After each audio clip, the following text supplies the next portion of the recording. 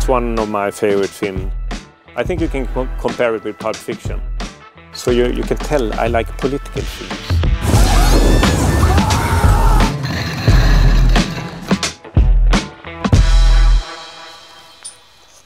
The first one I will pick is probably one of the first movies that was from the European cinema that made a great impact on me. Qu'est-ce que tu dirais si j'attendais un enfant?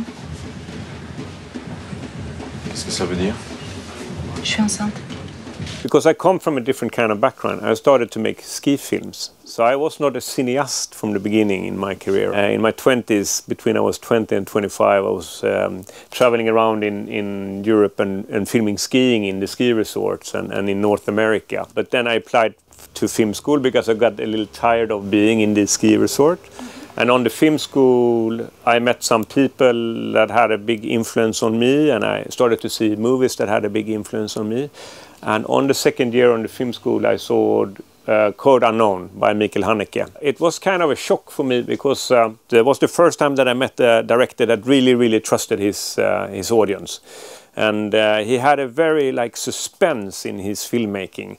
Even if the scenes was not really dramatic or so on, it's a high tone that is going through the whole film. Something is happening. It's almost like a string that is about to burst in this film. And this is a very fragmented film. It doesn't have the normal storytelling narrative, but you follow 3 or 4 different stories, I think, in long sequence shots. And there are a couple of sequence shots in this film that is very impressive.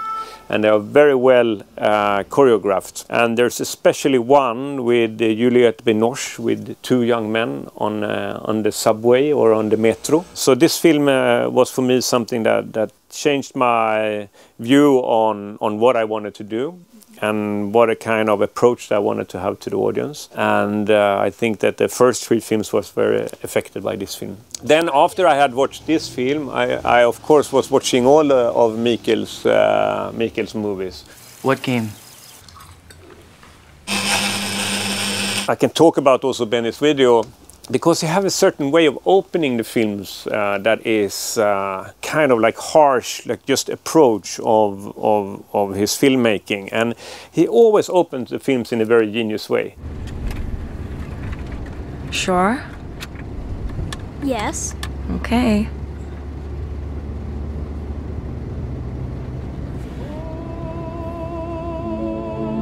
And in Benny's video is one of the scariest openings I have seen.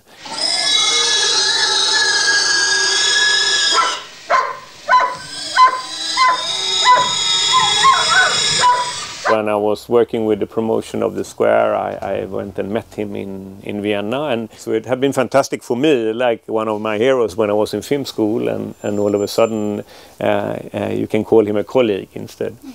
And you won 2 Palme d'Or in a row like him. Exactly, yeah, we share something. And I remember when I was in Vienna and I had won the first Palme d'Or, and he was saying that, but I won 2 in a row. And I'm the only one that have done that. And I said, I know you're wrong actually, because Billy August had won 2 palms in a row also. Then of course I didn't dream of this should happen to me. And then we have a really good Norwegian director here. We are the same age. He comes from skateboard filming background and I come from ski filming background. And I always follow him. I always a little jealous about him because I think he does really great films.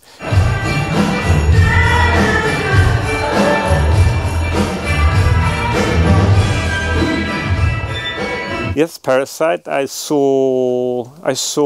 When was it released? It was 2019. Yes.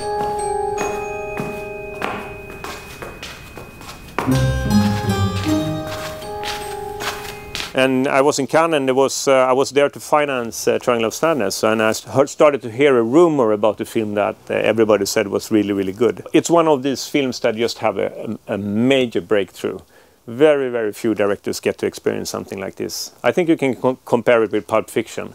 I do believe Marcellus, my husband, your boss, told you to take me out and do whatever I wanted. And now I want to dance, I want to win, I want that trophy. Because it's Pulp Fiction and Parasite that have had the same kind of impact and release when it comes to Cannes. And I definitely share Bong's analysis about class society, and I think he found such a great metaphors with the cellar the people living in the cellar, and in the end. I can talk about this one also, Scenes from a Marriage, because this is a film that is very important for us Swedes, or a TV series. Tycker bara att Peter är så förbannat klumpig ibland. Ordet var klumpig. When it was screened in Swedish television, the divorce rate increased in our society. And when I made snow therapy or force majeure, I always said to the press, okay, I'm going to redo what Ingmar Bergman did when he did The Scenes from a Marriage. I hope that snow therapy will increase the divorce rate in society.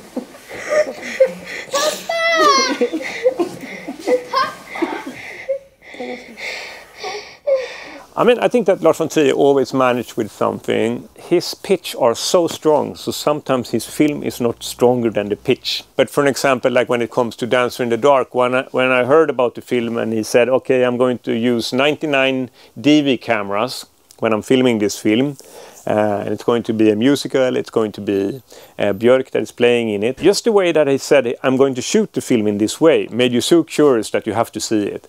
And the same thing with Dogville, of course, when he used the Verfremdung effect, like taking the set and put it in a like, yeah, with this black box with this chalk painted on the floor that is representing different rooms and so on. No doors, nothing. People are acting like they are opening doors and so on. And still you are really drawn into the content of the film. It's a master writing when it comes to the Dogville, definitely. What do you think of the Dog 95 rules? Well, it was fun because when I was in film school, I just started in film school in 95. And the film school that I went to, that was in Gothenburg, it didn't have as much money as the one that was in Stockholm. So in Stockholm, everybody was filming on film, on 16 and 35 millimeter. And in Gothenburg, we didn't have any money. So for us, it was very inspiring. So I think the Dogma 95 is the most important thing that have happened to cinema, or different cinema waves after the French New Wave. Yeah, when it comes to French cinema, do we have any titles? No, but Godard, he was very important for my mentors. So Roy Andersson and Kalle Boman. And there was one movie that I thought was very inspiring, and it's called The Sympathy for the Devil. Please allow me to introduce myself. I'm a man of wealth and taste. And what he did in that movie was basically creating a Trojan horse. He took one of the most known rock bands in the world, Rolling Stones, and he was filming them where they were recording Sympathy for the Devil, that song. In between this scene when they are recording the song, he just put in small scenes with sketches with very political message.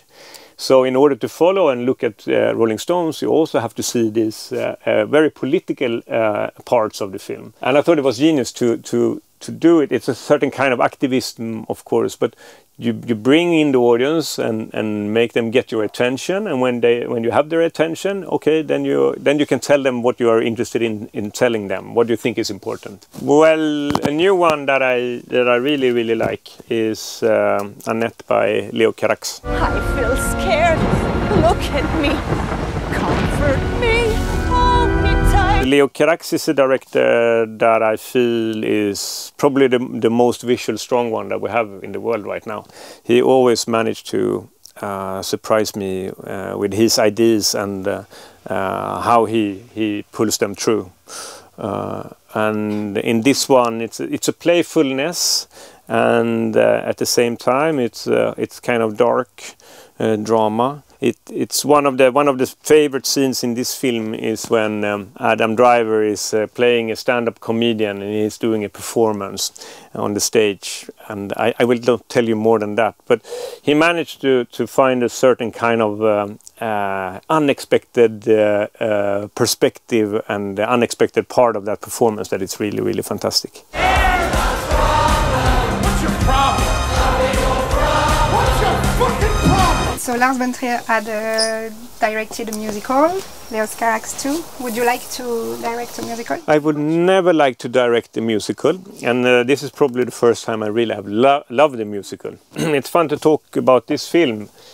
Jerry Maguire, it's about an agent, a sports agent, and I think the film is made in the 90s. I am a role airport. Hear me? I want to stay in Arizona. I want my new contract. But I like you. Yes, I like you, Jerry. When I was dealing with Triangle of Sadness and the character of Triangle of Sadness, like the male model and the female model, and everything in that relationship is about an economical transaction. Who looks paid for the tickets? Not bad, huh? She's an influencer. Not bad, not bad. Yeah. So what do you do? I sell shit. Then I was looking at Jerry Maguire, and I had seen it before, but all of a sudden I saw it with new eyes. And every scene of this film actually is about economy and how economy is affecting our behavior. Tom Cruise does a fantastic character that's trying to do a career by being an agent. But it was interesting to rewatch it because I couldn't detect these things when I was young and watching the film. And you could see that this topic of that economy is like going into every single individual, and we are dealing with it in our life, that the Americans were dealing with that kind of content already in the 90s. And it's a really well-made film. And then I would like to talk about another American film that is from a Czechian director, and it's Milos Forman. It's one of my favorite films all time. Chief! Nurse Ratchet! Nurse Ratchet, look! Look! The chief put his hand up. The chief put his hand up. Look, he voted. And the different characters that are in this film is also iconical. Jack Nicholson's character ends up in a I don't know what you call it, but a psychiatric clinic. And all the people that are playing in this film that are locked in because of mental illness. Foreman, he was dealing a lot with that you have an authority that is pushing down the individual, and the individual is not free because they are pushed down. And if you look at the end scene in this film, you can see that the individual breaks free, and it's running out in the nature. And that is a thematic that comes back to him over and over again. But this is almost a perfect movie, I would say. This is Planet of the Apes. I think there are 3 of them, right? The remakes. And the reason that I want to talk about this film is because of one of the motion capture artists that is working on these 3 films, Terry Notary. And I got in contact with him when I was doing The Square. Because I had an idea that I wanted an artist imitate a monkey, imitate a wild animal during a award ceremony in the art world.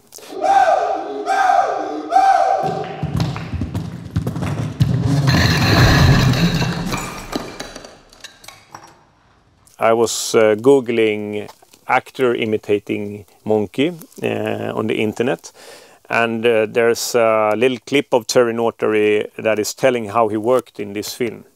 And in this clip he has like arm extensions, so he get a little bit more of a upright position even if he walks on all 4. So you understand, yeah, monkeys have a little bit longer arms.